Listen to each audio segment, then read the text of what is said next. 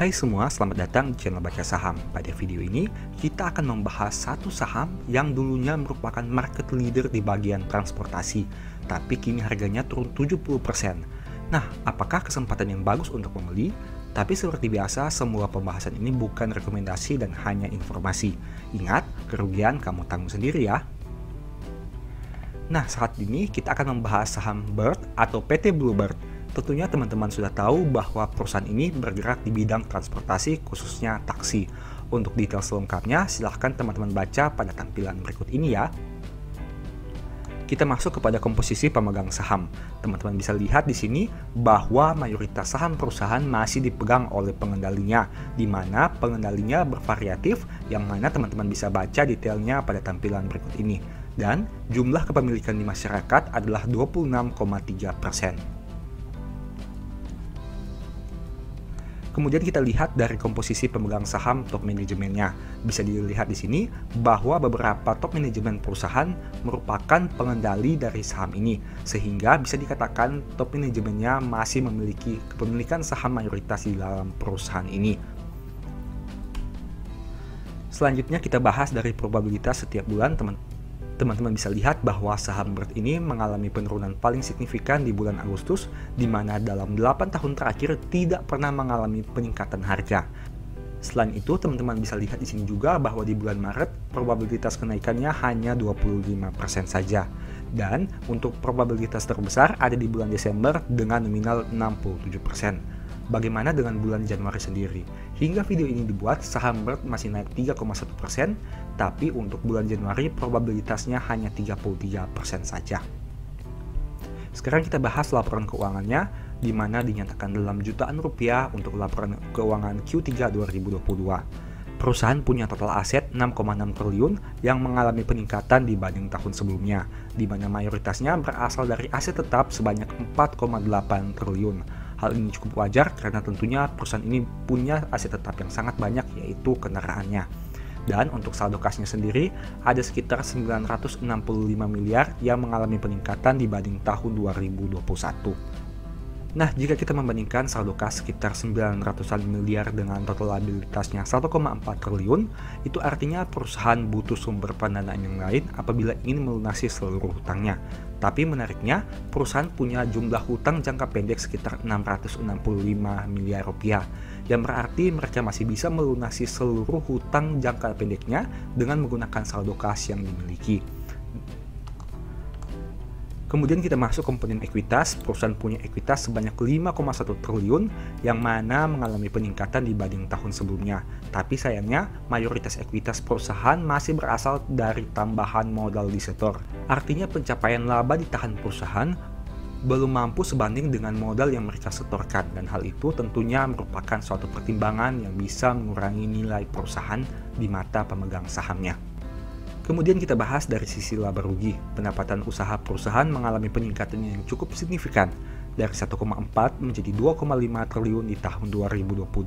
Selain itu, beban langsungnya juga naik dari 1,1 menjadi 1,7 triliun rupiah. Nah, karena peningkatan pendapatan neto menyebabkan laba bruto perusahaan juga naik signifikan dari 275 miliar menjadi 737 miliar di tahun 2022 ini. Kita lihat dampaknya sekarang terhadap laba bersih perusahaan. Ternyata hasilnya cukup signifikan, di mana dari yang awalnya rugi 66 miliar di tahun 2021, di tahun 2022 perusahaan berhasil membukukan laba sebanyak 260 miliar rupiah. Sekarang kita masuk pada historical laba. Teman-teman bisa lihat bahwa IPS perusahaan di tahun 2022 jika disetahunkan menjadi yang terbesar dalam 4 tahun terakhir.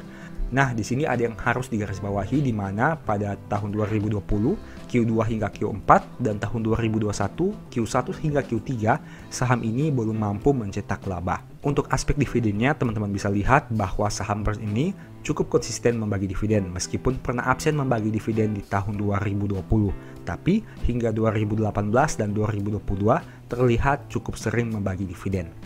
Dividen yield yang diterima sekitar 4,2%. Valuasinya untuk per 10 kali dengan PBV 0,6 kali. di mana dengan harga 1.430, modal per lembarnya lebih mahal dengan angka 2.062. Tapi teman-teman harus ingat, angka ini disebabkan karena adanya tambahan modal di setor dan bukan murni komposisi terbesar berasal dari saldo laba, sehingga hal itu harus dipertimbangkan sebelum mengambil keputusan. Untuk rasio keuangan NPM 10% dengan ROE 6,7%. Angka yang bisa dikatakan biasa saja dan tidak menarik. Tapi untuk DER-nya, perusahaan ini punya DER yang cukup rendah dengan angka 27%, di mana untuk pembahasan utang ini sudah kita bahas sebelumnya.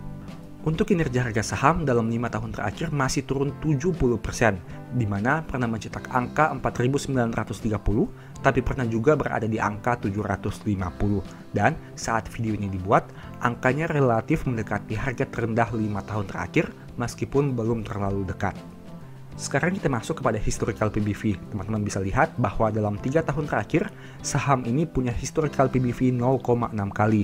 Dan saat video ini dibuat, berarti harga sahamnya masih diperdagangkan di atas rata-rata PBV. Dulunya, saham ini pernah diperdagangkan pada PBV 1,2 kali, tapi pernah juga turun hingga ke PBV 0,35 kali. Kemudian kita masuk kepada kesimpulan, apakah saham BIRT ini menarik dengan harga 1.430?